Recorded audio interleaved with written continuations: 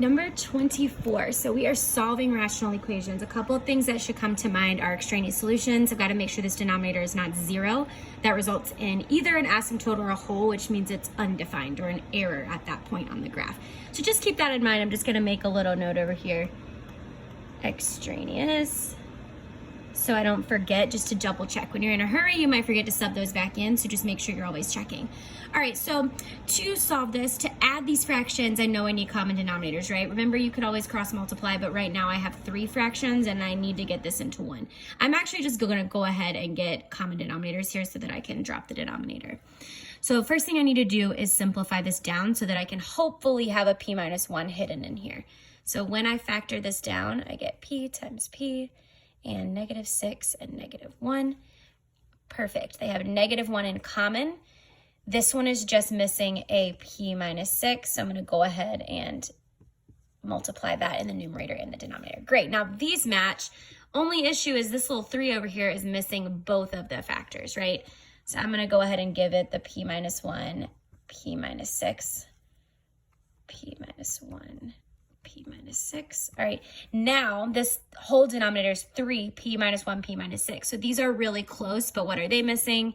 They're missing the 3, so I'm going to go ahead and multiply 3 by both of these. All right, now I want to check my denominators and make sure they're exactly equivalent so that I can just drop them. So 3, p minus 1, p minus 6, check. 3, p minus 1, p minus 6, check. 3, p minus 1, p minus 6. Great, these can be dropped at this step. Okay, I'm going to just hold on to this denominator because this is what I'm going to use to check my extraneous solutions.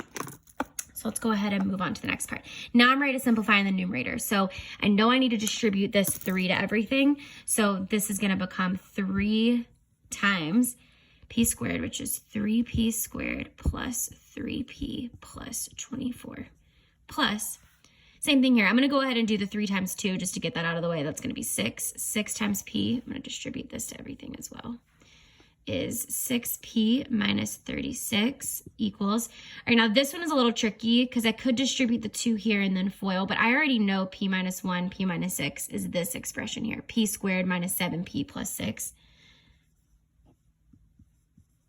So make my life a little easier. So I'm going to just go ahead and FOIL that out and get this answer here, and then I'm going to distribute the 2 to everything. Okay, so 2p squared minus 14p plus 12. This side is simplified. I just need to combine my like terms over here. So 3, we'll do that quickly. We have 3p plus 6p is 9p. 24 minus 36 is -12. All right, now I pause here and notice, oh, quadratic, I got to get it equal to 0. So I'm just going to quickly move everything to the left. So subtract your 2p squared and you get 1p squared. So that moved over here. Plus 14p. That moves over here. So 14 plus 9 is going to be 23p. And then minus 12 here.